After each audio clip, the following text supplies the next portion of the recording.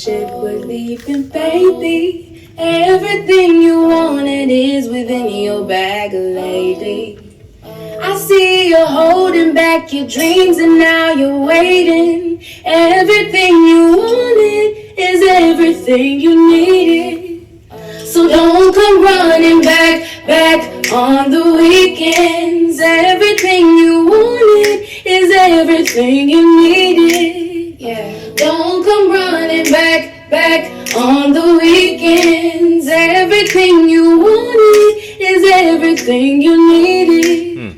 You got a smile and a style that could run me wild. Go ahead and put your Converse forward, baby, make me proud. And when the people start to shout, make it worth their while, baby. This is what you wanted, don't you back out now. Don't come running back on the weekend. Everything you wanted is everything you needed. Don't come running back on the weekend. Everything you wanted is everything you needed. Everything you wanted. That's Doechii, y'all. Everything you needed. Good morning. Everything you wanted. This girl she's talented. Is everything you needed. She's gifted.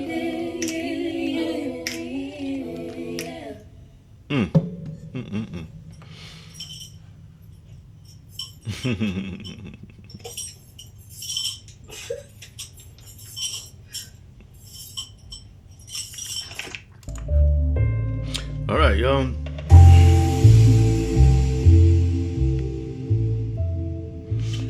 I think Doechii, I'm gonna see how the first video did. I put out a Doechii video.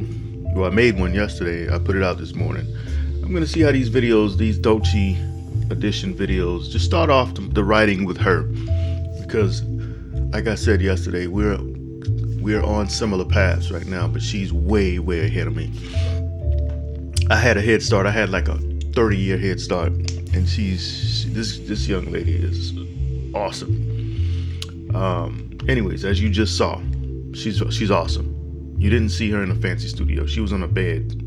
She was on her bed, and that was before the fame, just singing.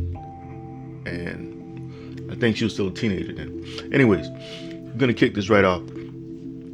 Both Edna and Henry were sure that their daughter's entrance into womanhood was the root cause of her not so loving attitude and why she was treating her brother so cruel. Now that Sonia was older, she paid close attention to her nails, hair, skin, and all sorts of prissy things, according to Jacob. But according to Keyshawn, it was all of those things and more that made her so interesting. In reality, had it not been for a few unwanted blemishes, her face would have been flawless. But like many teenage girls experiencing puberty, she couldn't see past those few imperfections, and because of this, a false portrayal of high self-esteem was how she got through the depressing times and why and all else that came with being a young lady. That sentence is kind of long, but we're gonna go with that. Having high cheekbones and eyes that were somewhat slanted.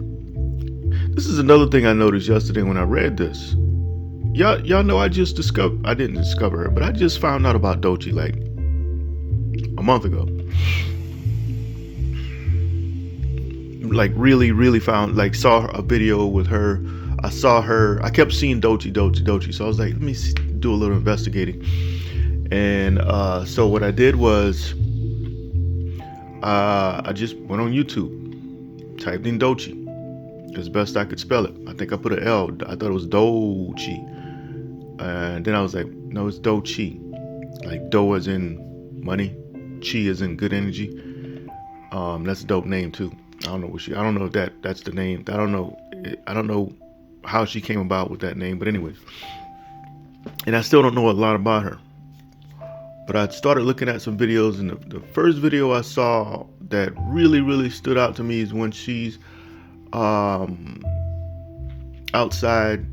I think she's on a car or a trailer or something like that, and she's like flowing flowing. Well, the first time I saw her was she performed on Stephen Colbert's show, and I was like, this is eccentric. You know, that's what people say when they don't understand the art. You know, this is eccentric, because she had the braids connected to the other girls, and they're dancing in unison, and she's doing all this stuff. But at the end of that, I think she made a noise like or something like that. I think she made that sound, or some kind of other sound, that my brain goes to 1980s hip hop music. And I'm like, wait a minute, how does she know? What does she know about that? And then the more I started looking, the more I started researching, I said, this young lady is a hip hop historian. But now, fast forward, this story was already written. I wrote this story in 1999. 1999. I'm sure Doechii was not even 1999. Doechii's parents were probably maybe younger than me at that time. But now I'm reading this section here. Listen to this. Listen to this now. In reality, had it not been for a few unwanted blemishes, her face would have been flawless.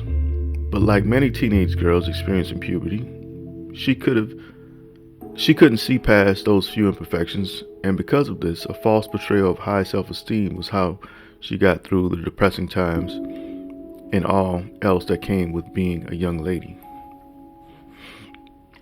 Having high cheekbones and eyes that were somewhat slanted, she had the face of a Nubian princess, and with long stringy legs that always seemed to rise higher than intended with every step. Somehow the girl still managed to pull off a decent runway strut when walking. It reminds me of Doechii. A Nubian princess? Slanted eyes? That reminds me of her. I didn't know Doechii when I wrote this.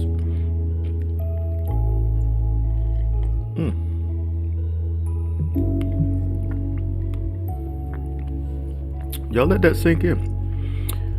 It had all began after turning 13. That's when she started acting like a girl. That's what Jacob had said. On occasion, however, the two would still wrestle and sometimes play hand games like Miss Mary Mack and Shame. Unfortunately, those games came too far in between or ended abruptly after so many complaints that Jacob was hitting her hands too rough during Shame, the more parts, or that it was too childish to be playing around with little kids. Their last wrestling match had also ended suddenly after Sonia realized that it would be an opportune moment to get back at Jake for listening in on her phone conversations. A chokehold that Jacob himself had shown her, the Charleston choke, ended up being the very cause of her frantically tapping out. Let me read that over again. A chokehold that Jacob himself had shown her, the Charleston choke, ended up being the very cause of him frantically tapping out seconds before passing out. Luckily, the boy was quickly resuscitated by a cold glass of fruit punch that had been poured on his face by his nervous sister. It was the last result after several panic slaps by the terrified teen. Awakening to the taste of the sweet substance and seeing the dark red liquid, Jacob immediately began to wonder why his sister was teary-eyed and why he'd been covered in tasty blood. Maybe it's a dream, a nightmare, or maybe I'm dead. She must have killed me on accident. Now I'm a ghost about to leave my body forever. It had all taken place an hour before the parents arrived home from work, and thankfully so. Both Mr. and Mrs. Wallace tended to be equally cranky after a long day's work. The last thing they wanted to see as they entered their home was their 10-year-old son sprawled out on the floor, covered in blood with their teenage daughter nervously looking over him while crying. After bringing Jacob back to his senses, the two rushed to get not only him and the carpet clean, but the entire house, removing most of the red stain by scrubbing the floor like maniacs. They finished off the crime scene by rearranging all the furniture in the living room, placing the couch over the wet spot. When the exhausted parents came through the door, they were surprised but proud to see that not only did their well-disciplined children take the initiative to clean and rearrange the living room, but the kitchen and bathrooms were also spotless. Despite a little soreness in Jacob's neck and Sonia worrying about her mother looking underneath the couch, worrying about her curious mother.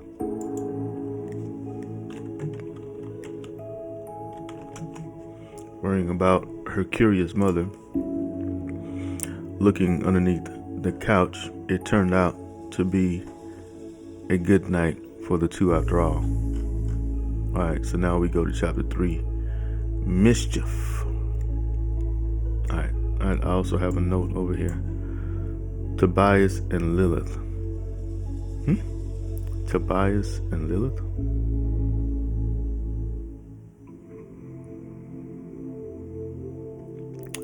I don't even know. I wrote this note in October, but I don't even know what it means, y'all. A good friend of Sonia and sister of Jacob's good friend Freddie Jr. was Lily Nowalski. She was a proud young lady. Okay, so why did I write Tobias? I'm gonna delete that because I don't want to get confused. Freddie Jr. Let me get me another sip of coffee, y'all.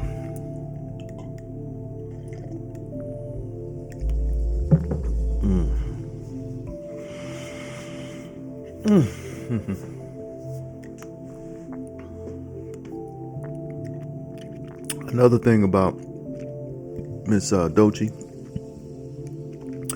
she made a lot of videos before she made it big. She made a lot of videos, and that was very smart of her, but she was kind of like all over the place, kind of like me. If you look through, I've deleted more videos than I have up now. I deleted maybe 200 videos, y'all.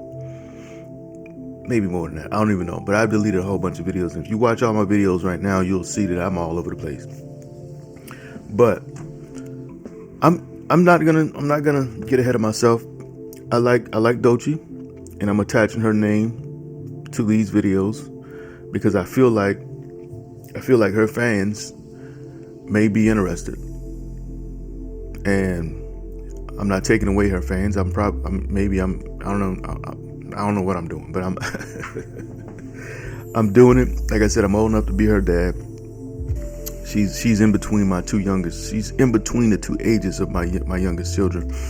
My youngest he'll be 18 here pretty soon. Matter of fact, I need to. Lord, what's the date? He'll be 18 here in a couple. He'll be 18 soon, and my daughter, she's 24. She'll be 25. She's in between those ages.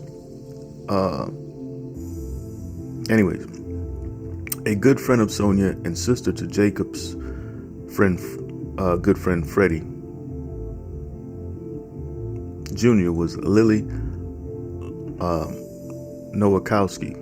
She was a proud young lady who, like Sonia, often showed a tough exterior, but on more than one occasion, with her guard down, shown the softer side, or at least from Jacob's perspective. If y'all hadn't noticed the stories about Jacob. Maybe it was excessive boasting about her hair that made her seem just as conceited as Sonia. I'm so glad I'm saying Sonia now, because that's how I want to pronounce her name. She had long curly locks that Jacob thought to be fairy tale-like, but would never admit his fascination. Would never admit. In his mind, if the girl ever found herself being held hostage in a tower by a wicked witch, she'd only have to grow her hair long enough to one day let it down to allow some handsome prince to climb up. The immodesty was the glue that held the girls in friendship, and since that now hilarious day when a petty argument broke out in second block between the two over Jamel Turner, a boy that spoke to both of them in that way young men do when he wanted more than just conversation. They'd somehow inadvertently became friends and remained good friends ever since. When Lily and Frederick moved from New Jersey 2 years prior to live with their grandfather, 2 years or at least 5, let's say when Lily and Frederick moved from New Jersey years prior,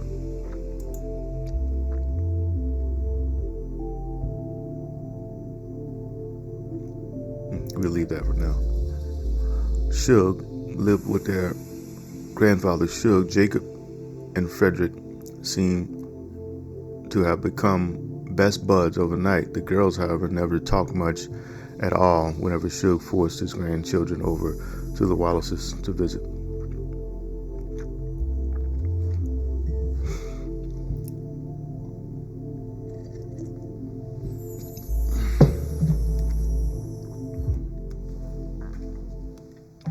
I gotta get out of here soon, y'all.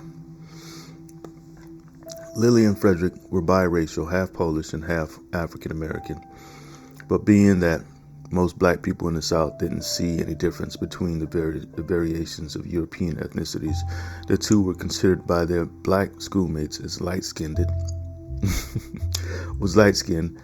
or half white, which wasn't always a good thing, the part about being half white. All right, so we're going to go ahead and make this green. That symbolizes go. This is where I go next time I come around, and I'm gonna go over this story a few more times before I take it to editing. But anyways, both Sonia and Lily were around the same age, with Lily being older by 2 months. With that, she often tried to use the slight difference in age as a validation of seniority, but Sonia never fell for it. Jacob was 1 year older than Jason. Not Jason. His name is Freddie. I'm going to try to change this again. If y'all was here yesterday, you saw when I tried to change that. I'm going to change it again. Alright. Let's go ahead and replace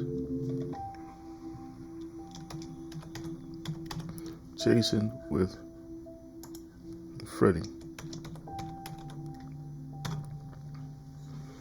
Replace all. Okay, so it did find one that time. And it threw me somewhere else. Where did it throw me? It threw me on page 13. Was I on page 13? Okay.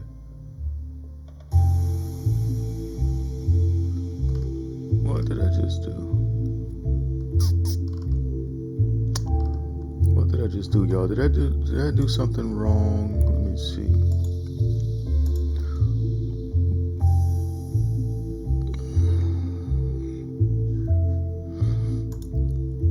All right.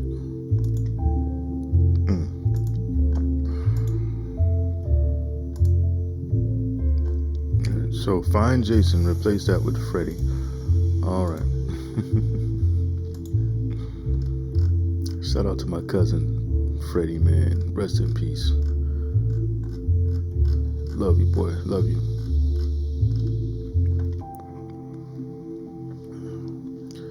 All right. Jacob was 1 year older than Freddie, but neither of the boys seemed to care. Also living with their grandfather was their mother, Magdalena, and Shug's mother, Magdalena, and Shug's mother, their great-grandmother. Okay. Also living with their grandfather was their mother, Magdalena, and Shug's mother, their great-grandmother, Louise. Penny, Shug's daughter and youngest child, was also there. Okay, so Suge is 80-something years old, y'all.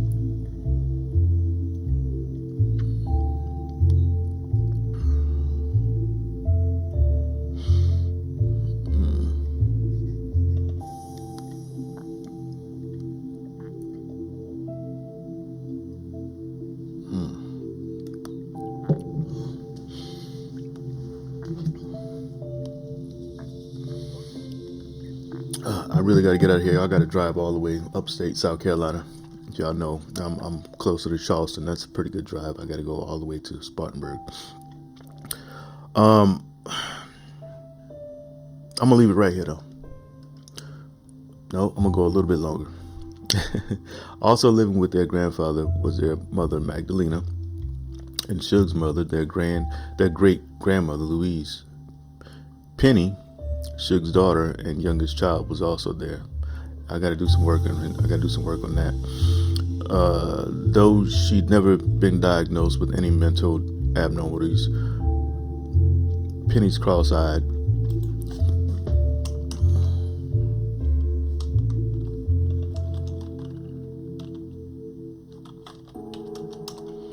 Penny's crossed left eye and extreme shyness caused the average Green Pond resident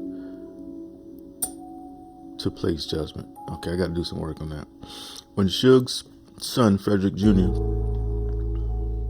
it's going to be Frederick Sr. because I changed that earlier, met their mother after moving to Connecticut. According to Lily, they fell in love but didn't get married due to several reasons. One being the family of the potential bride-to-be, a very traditional Polish family, was solely against mixing races. Magdalena was the first generation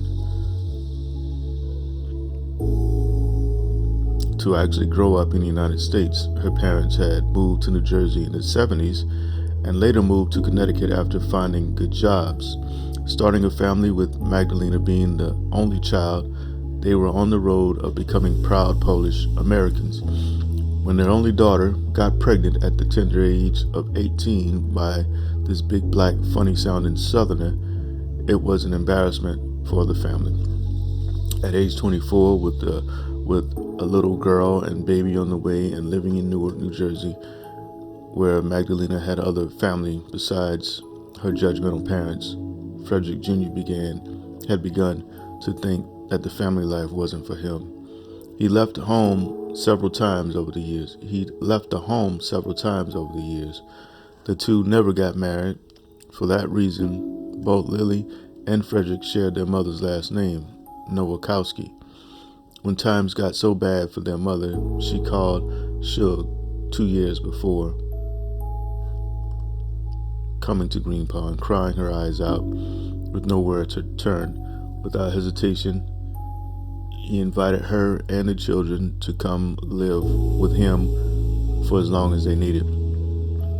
No family of mine is living on the streets, if I can help it, he'd say to the Wallaces. Meanwhile, his son was still somewhere in New Jersey, some reported hooked on drugs and living with another woman and her children. All right. Ring, ring. I got it, said Sonia from the bathroom. All right, so what's going on here?